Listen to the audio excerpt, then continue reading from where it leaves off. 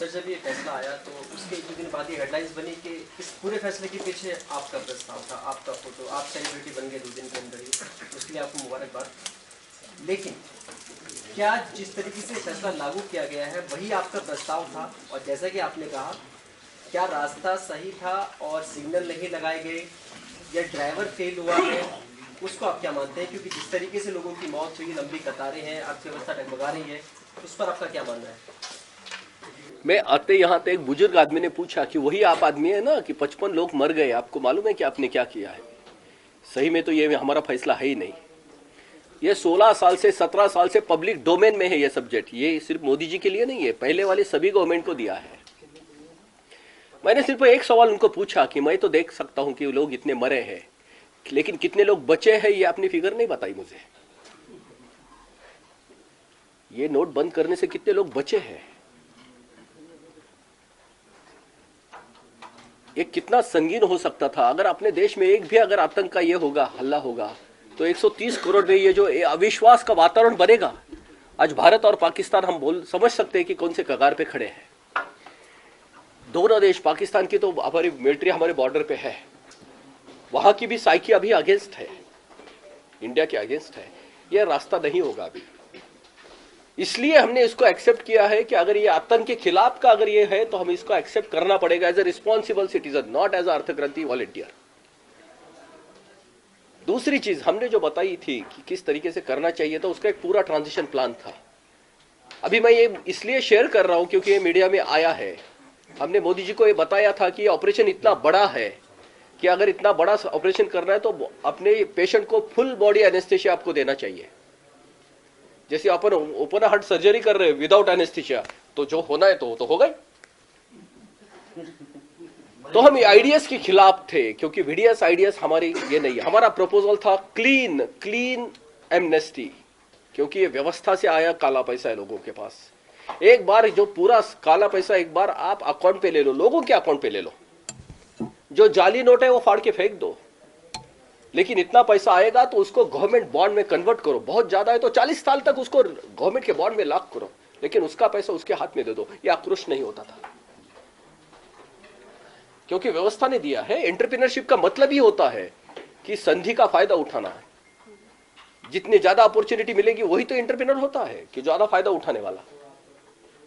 हम उसको गलत नहीं समझते, व्यवस्था गलत हो गई इसलिए उन्होंने ज्यादा फायदा उठाया। यह हमारा प्रस्ताव था।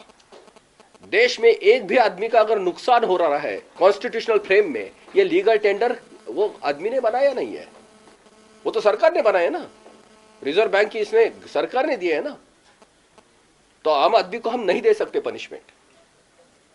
यह हमारी धारणा है अर्थ क्रांति की। हम इसके लिए ऐसा नहीं बोल रहे कि यही सही धारणा है, लेकिन हमारी धारणा मैं आपके सामने रख रहा हूं। लेकिन जो फैसला लागू हुआ उससे नुकसान हो रहा है सर।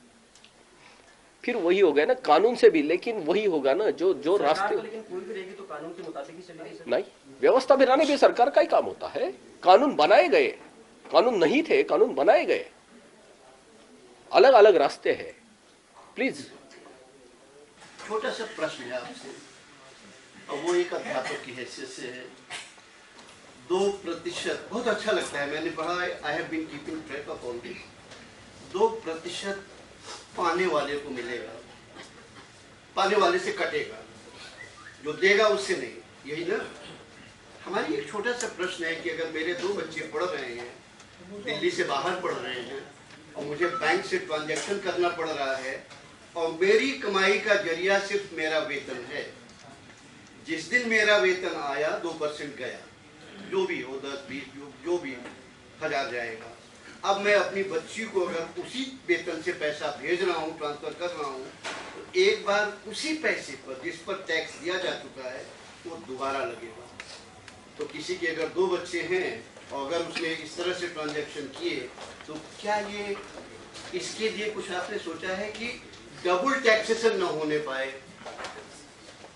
पहला तो ये कि इन्होंने बोला कि हमने उसका ट्रैक रखा है, हमने उसकी पूरी स्टडी की है। तो सर जी, मेरा पहला आपका ये सवाल है कि हमने कभी बोला नहीं कि इनकम टैक्स के लिए सब्स्टिट्यूट है, होल टैक्सेशन के लिए है। आपके बच्चों को जब आप भेजेंगे पैसा तो उसको पेट्रोल 28 रुपए से मिलेगा। आपने कहा सारे टैक्सेस खत्म कर नहीं, दिए, तो मुझे ऐसा लगा कि इनकम टैक्स भी उतने कम खत्म नहीं कम है। आपके ओरिजिनल प्रपोजल में वैसा कुछ है। हाँ, हमने सभी टैक्स की बात कही है। जब आपके बेटे को आप भेजोगे 5,000 रुपया तो 2% यानी 100 रुपए जाएगा, लेकिन उसका पेट्रोल 28 रुपए से शुरू होगा मिलना। आप जो मोबाइल पे उसको देते हैं ना, तो मोबाइल का बिल बनता है उसमें 15% आज सर्विस टैक्स है, वो 0 हो जाएगा। उसकी हर चीज जो है ना, वो जो खर्चा कर रहा है वो 30% से कम होगी आपके 2% एक बार कटने से, और वो उसका कंट्रीब्यूशन होगा, नेशनल कंट्रीब्यूशन। हमारे यहाँ क्या प्रॉब्लम है, अर्थ क्रांति की जो धारणा है, अर्थ क्रांति का ये हम किसी लिए ये बोलते हैं कि हम डिबेट में नहीं जाते हैं, क्योंकि लोग जो अलग अलग धारणाएं लेके आए तो एक सब्जेक्ट हम पूरा डिलीवर करना चाहते हैं, उसके बाद में अगर डिबेट होगा तो सही उत्तर मिलेगा। अर्थ क्रांति इनकम टैक्स के लिए सब्स्टिट्यूट नहीं है, ये टोटल टैक्सेशन के लिए है, सिर्फ इंपोर्ट ड्यूटी छोड़ के। आज हम सब जानते हैं कि हमारे देश में 66% कंजम्पशन टैक्स है। आपके बेटे को अभी 5,000 रुपए भेजना ही नहीं पड़ेगा, आपको 2,000 में उसका काम शुरू हो जाएगा। 60% यानी आपका 40% टैक्स चला जाएगा। आप जीएसटी की रेट तो आप देख रहे हैं ना, 28% तक आ रही है। 18% तो नॉर्मल रेट है उसकी, 0 हो जाएगी ना। ये पहला। और दूसरा, आपने जो सवाल पूछा था कि जो चर्चिल जी ने कहा था, भारतवासियों को इसका नहीं चाहिए, क्योंकि मैं वो मुंबई से आ रहा हूं। 2005 में 26 जुलाई में हमारे मुंबई में बहुत बारिश हो गई थी, 3 दिन मुंबई हमारी पानी के नीचे थी। मैं मुंबई को इसलिए कोट कर रहा हूं कि वो मिनी इंडिया है, देश के सभी भागों से लोग आते हैं, सभी जात धर्म के हैं। 3 दिन में मुंबई में ऐसा हुआ, अभी एक भी एफआईआर नहीं आया। जवान बच्चे खुद भूखे रहे, सीनियर लोगों को उन्होंने खिलाया, एक भी लेडीज के लिए अभी उसकी केस नहीं हुई। मैं इसलिए आपको यह कोट कर रहा हूं क्योंकि उसके बाद में 1 महीना और 3 दिन में अमेरिका में एक ऐसा कैटरीना नाम का एक स्टॉर्म आया था। सेम 3 दिन अमेरिका का जो न्यू अर्लिकॉन का जो भाग है वो पानी के नीचे था। वहां इतनी उथल पुथल मच गई है, 10 साल में कितना नुकसान हो गया अभी वो कैलकुलेट नहीं कर पाए। 2015 में बराक ओबामा वहां गए थे कि वो सेटल हो गए कि नहीं देखने के लिए। मैं इसका अर्थ क्रांति का मैं उनका इन्फ्रेंस बताना चाहता हूं। हमारी व्यवस्था इतनी सड़ गई है, इतनी गलत हो गई है कि किसी कारणवश वो हट गई तो यहाँ का दैवी जो है आदमी का जो कैरेक्टर है वो उभर के ऊपर आता है। और अमेरिका की व्यवस्था इतनी अच्छी है कि किसी कारण वो बाजू हट गई तो वहां दानवी जो वृत्ति है ऊपर आ जाती है। हम लोगों को कैरेक्टर पे काम करने की जरूरत नहीं है, हम लोगों को कंडीशन पे काम करने की जरूरत है। आप जो अंडे की बात कह रहे हैं ना, तो वो चर्चिल की बात थी और उनको सेना को देना था। यहां तो एक आदमी दूसरे आम आदमी के लिए जान दे रहा था। चेन्नई का भी मैं अभी का एग्जांपल दे रहा हूं, चेन्नई में यही हुआ है। भारत को सही में कैरेक्टर की जरूरत नहीं है, क्योंकि अपने अंदर आरएनए डीएनए में है वो। हमें व्यवस्था का करेक्शन करना है, वो मैकेनिकल करेक्शन है, इसलिए हम अर्थशास्त्र अर्थ क्रांति की बात करते हैं। सर एक सवाल मेरा ये है, अभी आप जो बता रहे थे वो जो कैश मार्केट में है या जो कैश में जो ट्रांजैक्शंस होते हैं ब्लैक मनी को लेकर के हैं, जो बेनामी संपत्ति या प्रॉपर्टी या गोल्ड में या और प्लेटिनम में या और जो कीमती धातुओं में जो इन्वेस्टमेंट होता है या जो बेनामी प्रॉपर्टी लगी हुई है, पैसा लगा हुआ है, उसको लेकर के आपकी ओर से क्या सुझाव उसमें दिया गया था? अर्थ क्रांति सिर्फ लिक्विडिटी की बात सोचती है, वो एसेट की बात नहीं सोचती है, क्योंकि वो फ्रीज किया हुआ पैसा होता है। आप समझो मैं एक बड़ा गुनहगार हूं, क्रिमिनल हूं, मेरी अगर प्रॉपर्टी फ्रीज कर सकते हो, मैं अभी दाऊद का आपको एग्जांपल दे सकता हूं। मुंबई में बड़ी उसकी मंजिली इमारत है, 15 साल से लॉक है। अगर लिक्विडिटी घूमती रहती है अगर उसकी ना जो होती है, तो शार्प शूटर को जाती है, वो नई नई क्रिमिनल एक्टिविटी को सपोर्ट करती है। पहले उसको रोको। ये एसेट तो सरकार के हाथ में है, ये तो बहुत आसान उसके मैकेनिज्म है उसको लॉक करने के। अगर कल समझो, ये हमारा अभी अजम्पशन है, इसके ऊपर हमारी स्टडी चल रही है। सोने की मॉर्गेज वैल्यू अगर एक विशिष्ट सीमा के आगे सरकार ने सिर्फ 60% तक उसको एक्सेप्ट कर दिया कि हम 60% तक ही इसकी मॉर्गेज वैल्यू पकड़ेंगे, सोना ये सिर्फ ऑर्नामेंटल रह जाएगा। ये करना बहुत आसान है, क्योंकि वो सोना तो है, वो तो मेटल में है, वो करेंसी में घूम नहीं रहा है, सबको भ्रष्ट नहीं कर रहा, वो भ्रष्ट हो चुका है, एक बार सेटल हो गया। इसके लिए अलग अलग प्रावधान कर सकते हैं, ये बहुत आसान है। लेकिन ये गलत पैसा जो घूम रहा है उसको पहले रोकना चाहिए। अर्थ क्रांति पहले वो कर रही है।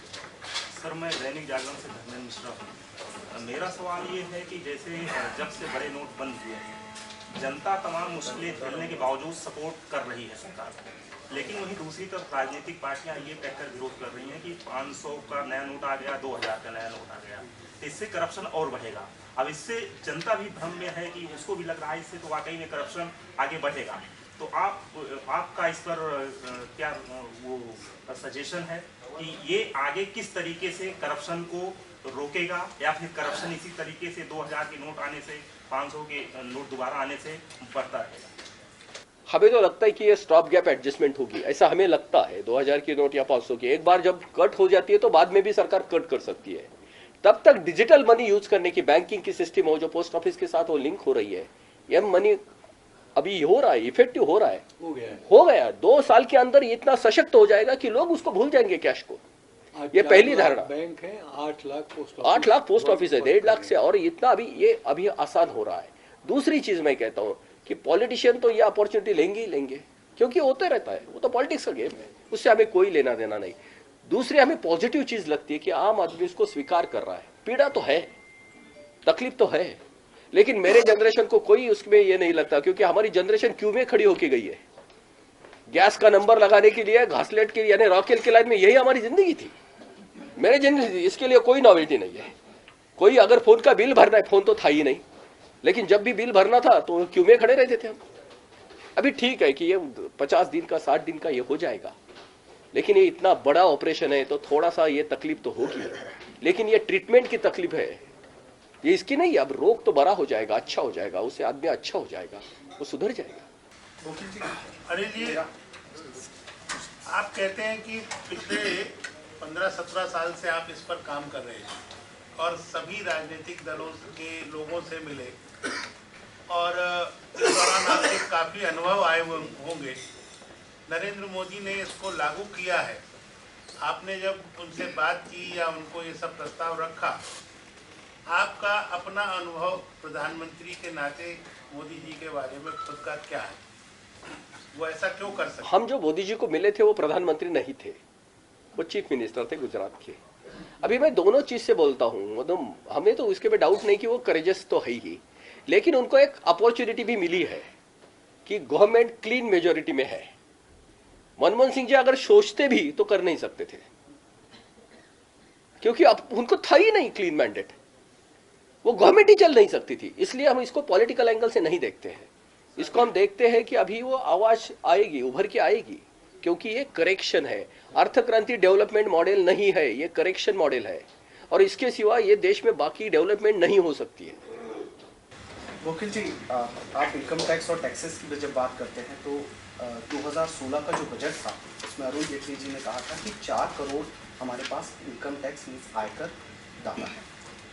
आप बता रहे हैं 130 करोड़ हमारे देश की पॉपुलेशन है, मतलब हम कुछ 3% प्लस में है।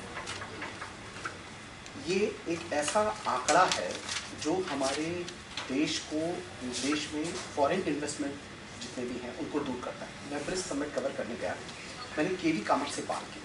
केवी कामत ने कहा कि जितने भी ब्रिक्स, बिम्स्टेक और जितने भी कंट्रीज हैं उन सब के इन्वेस्टर छोटी से छोटी जगह लगाना चाहते हैं पैसा, लेकिन इंडिया में क्यों नहीं? क्योंकि डायरेक्ट टैक्सेस एक पैरामीटर, एक इंडिकेटर होता है कि हम कितने ईमानदार हैं टैक्स देने को। इनडायरेक्ट टैक्स सीधे ले लिए जाते हैं, सिर्फ 3%। मेरा आपसे क्या इससे वो उस फ्रेमवर्क में कुछ होगा? तो आपके सवाल में ही इसका जवाब है। जो लोगों के पास इनकम ही नहीं तो उसके ऊपर इनकम क्या लगाओगे आप? लेकिन एक्सपेंडिचर टैक्स अगर देखोगे 66% तक है।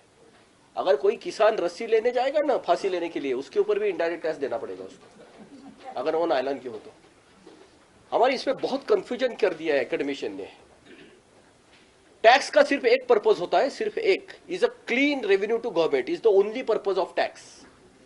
कंसिडरेशन अलग है कि ये टैक्स एक बार लेना है तो कैसे कैसे लेना है, तो इसको कैनन ऑफ टैक्सेशन बोलते हैं। वो इक्विटेबल होना चाहिए, यानी गरीबों से ज्यादा, अमीरों से गरीबों से कम, अमीरों से ज्यादा, रिग्रेसिव, प्रोग्रेसिव, सर्टन, अनसर्टन, उसके बड़े हैं। लेकिन ये सभी कंसिडरेशन है, पर्पज एक ही है, वो क्लीन रेवेन्यू टू गवर्नमेंट है। क्या जब वही पर्पज डेफिसिट हो रहा है, सरकार को नहीं मिल रहा है, तो कौन से टैक्स की हम बात कर रहे हैं? और आज की इनडायरेक्ट टैक्स इसलिए 66% है। अभी 70 साल हम इसको चला रहे हैं, इसके बारे में अभी तक किसी ने पूछा ही नहीं।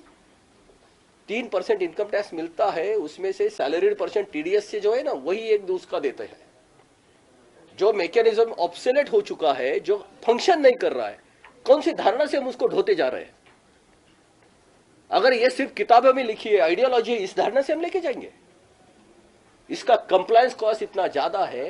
देखो, इनोवेशन का मतलब ये होता है कि हिस्ट्री बदल जाती है, उसको हिस्ट्री में उसके कोई थ्रेड नहीं होते। 4-3% की पॉपुलेशन आपके यहाँ देती है, तो आप नेशनल कैरेक्टर कैसे कह सकते हैं कि हमारा नेशनल कैरेक्टर बहुत स्ट्रांग है? ये नेशनल कंडीशन बहुत पुअर है, इसका मेरा इंटरप्रिटेशन है। आप कैरेक्टर की तरफ से देख रहे हैं, मैं कंडीशन की तरफ से देख रहा हूं। देखो, लोग किसी भी चीज चूक जमा करके रखते हैं। मैं आपको उदाहरण के तौर पे बोलता हूं, कल आपको किसी ने बोलेगा कि आपको टैप वाटर को पानी आने वाला नहीं है कल से, आपकी आज की रिएक्शन क्या होगी? भर लो पानी। कितना भर के रखोगे आप? आपका फियर क्वेश्चन जितना ज्यादा है, अरे भाई और लगेगा, कोई गेस्ट आएंगे, परसों भी नहीं आए तो क्या करेंगे, आप ज्यादा पानी भर के रखोगे। लेकिन किसी ने आपको अश्योर कर दिया कि भाई साहब टैप खोलो, 24 घंटा आपके नल को पानी आने वाला है, कितना पानी भर के रखोगे आप? आपको अगर अश्योरेंस है कि 24 घंटा पानी, आप कितना भर के रखोगे? ये कैरेक्टर का प्रॉब्लम है या कंडीशन का प्रॉब्लम है? लेकिन पानी कैसे आएगा सर? वो अलग, वो टेक्निक। जब अश्योर किया जाएगा आपको कि 24 घंटा पानी आएगा, तो आप कितना भर के रखोगे? आप सिस्टम आपको तभी अश्योर करेगा जब उसके पास वो आगे का एक्सटेंशन मैं पूछ नहीं रहा हूं आपको। मैं रेलवे की अभी जो हुई है उससे एक जुड़ता हुआ प्रश्न है। नहीं, अभी इसको पहले को पूरा करेंगे। नहीं, पहले को हमारे इस चीज को ज्यादा पहले पूरा करेंगे। साइकियाट्रिक कैसी होती है साइकोलॉजी? जब अनसर्टेनिटी आ जाती है कंडीशन में, तो ह्यूमन साइकोलॉजी इनसिक्योरिटी में कन्वर्ट हो जाती है अनसर्टेनिटी की वजह से, और आदमी फिर उसकी प्रोविजन और प्रिकॉशन के पीछे पड़ता है। वो इंस्टिंक्टिव है। हमने किसी भाषण में मराठी में बोला था, वो शायद आपको गलत लगेगा। कल अगर किसी ने बताया कि डायपर का शॉर्टेज होने वाला है, तो लोग डायपर के लिए खड़े होंगे। मालूम नहीं क्यों होता है। आदमी का अनसर्टेनिटी से इनसिक्योरिटी आ जाती है, उसके प्रोविजन और प्रिकॉशन वो इंस्टिंक्टिव होता है। हमें कैरेक्टर की जगह जो कंडीशन है, टेंजिबल है, जिसके ऊपर सब काम कर सकते हैं, उसके ऊपर सोचना है। कैरेक्टर पे काम करने के लिए एजुकेशन है, जुडिशरी है, वो अलग है। उसके लिए तो कोई रास्ता रोका नहीं ना, उसको तो काम चलना ही चाहिए, वो तो चलते रहेगा, वो चिरंतन चलना है। एक सवाल था क्योंकि अभी इंदौर पटना वाला एक बड़ा हादसा हुआ है और बार बार रेलवे को लेकर उसकी चीज़ों पर लास्ट टाइम रेल बजट के समय जब रेलवे अधिकारियों से मिले तो उन्होंने कहा कि जो ऑपरेशनल रेशियो है वो 94% है। मतलब जो 100 रुपये यदि वो 100 टका कमाते हैं तो 94 उन्हें एक्सपेंड करने पड़ते हैं। तो उसमें से 21% तो सिर्फ पेंशन पर देता है रेलवे। तो उनका सिर्फ सीधे पूछना ये था कि हम 6 रुपये पर 100 के 6 रुपये हमारे पास आते हैं, उसमें हम क्या कर रहे हैं?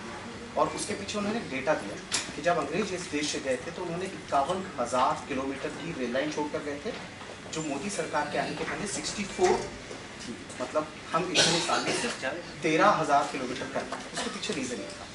क्या ये जो पूरा सिस्टम है, जब आप कहते हैं टैक्स अबॉलिश कर देंगे, तो इसके लिए कोई आपके पास है कुछ?